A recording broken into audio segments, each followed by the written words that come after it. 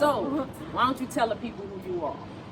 My name is Alexa Zaro. That's my stage name. I am a singer-songwriter, and I'm also a radio producer by day. That she is. So today, because she works in a creative space and is a creative herself, I wanted to discuss creativity and how that looks. How about you define creativity for me from your perspective?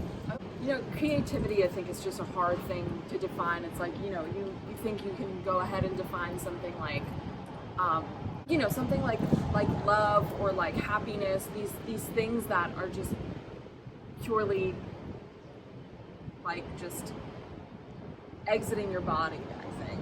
And I think that creativity is almost like, for me, it's this thing that just comes out and does what it does. And I try not to let it become a definition.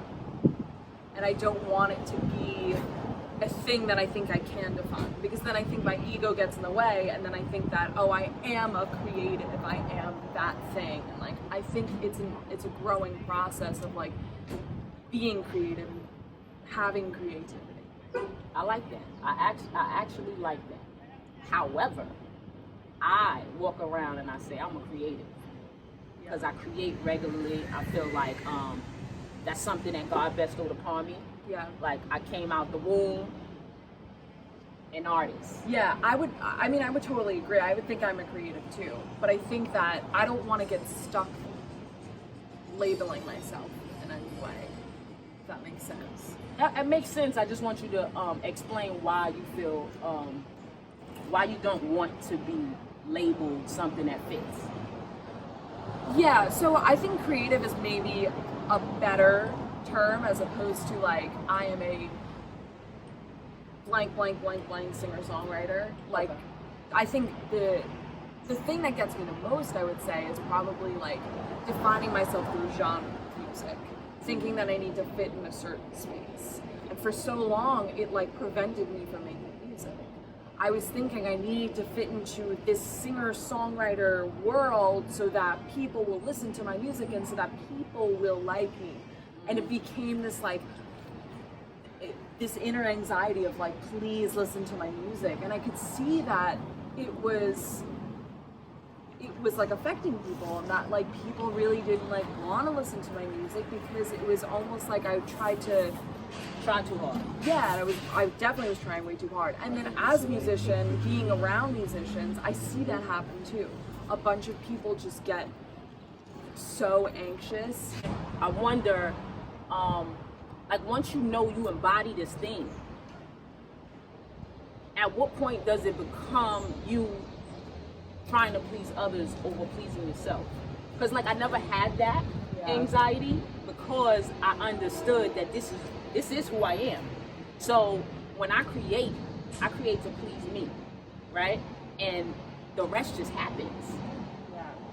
I think it's because a lot of the content that I am writing about is about other people. It's been about love. It's been about relationships. And out of anger, out of sadness, I want those people, I want said person to hear that song. Because I'm like, fuck you. Like, this is the song that's about you. Yeah, I hope you hear it. Okay. And some of it is like, it's really personal. It's very personal, and some of it is like, I want people to relate to this feeling because it's so deep inside of me. But that's something that you don't really have to control, right? We all are emotional beings, and being emotional beings and having experiences, many people have the same experience, very similar experiences. So naturally, if you're putting your heart onto a piece of paper or onto a beat, there's going to be people who are going to gravitate towards that because it feels familiar. And that's something I think I often forget. As an overthinker, like your stereotypical Virgo, like super analysis, I'm like, let me think about every little thing that could go wrong. And I'm trying to get myself out of that headspace. Yeah, we're gonna work on that. We're gonna work on that. Definitely trying to get myself out of that headspace, because it's just, it has never worked out, when I think that something's going to work a certain way, when I expect something to be a certain way, it never turns out the way that I think. Do you believe that a part of it not turning out that way has to do with the thought process and the way in which you proceed in creating? Because I just feel like it's counterproductive to create for others. As a creator, as an artist of any type, when you create to feel like it's extremely personal, as you said. Absolutely. Right? It's extremely personal, and because it's personal, whether I'm drawing, whether I'm painting, whether I'm making music, whether I'm creating a film, all of these different things that I do, when I do it, I need my approval. Yeah, Because I am my biggest, like, who's your biggest critic? it's definitely me. So once it passes you, once you say, this is hot, Yeah. there's no doubt in your mind should be. Like, no one should be able to tell you it's not hot. I totally agree. I mean, there are definitely times, and it's getting more familiar to me now, of times where I'm like, this song is so good. And I was literally on the train on my way here, and I took out my laptop for like my 30-minute ride on the Long Island Railroad, and I just made a song, and it just like came out of me, and I was like, this is kind of cool. And I was like, okay, I can keep up with this, like I can keep doing this. And I just think songwriters, and personally for me too, songwriters are natural overthinkers. We distill a split-second feeling into a 3-minute song. It's a creative thing. It's just a matter of having balance. The balance is what's going to take you to the next level. You know, I want you to give yourself permission. Permission to be great without others' approval. Yeah, it's definitely on its way. Because I think subconsciously I'm definitely thinking about, oh, but what if this person, likes this? Oh, well, maybe the song will do this. And they're not active thoughts, but they're definitely in the back of my mind, because I try to be really intuitive, especially with other people around me, but also with myself. I really dive deep into the subconscious. That's why it's important for you to gain more control of it. Yeah. If you dive that deep and you don't have control of it, that's a rabbit hole. Yeah. You can lose yourself there.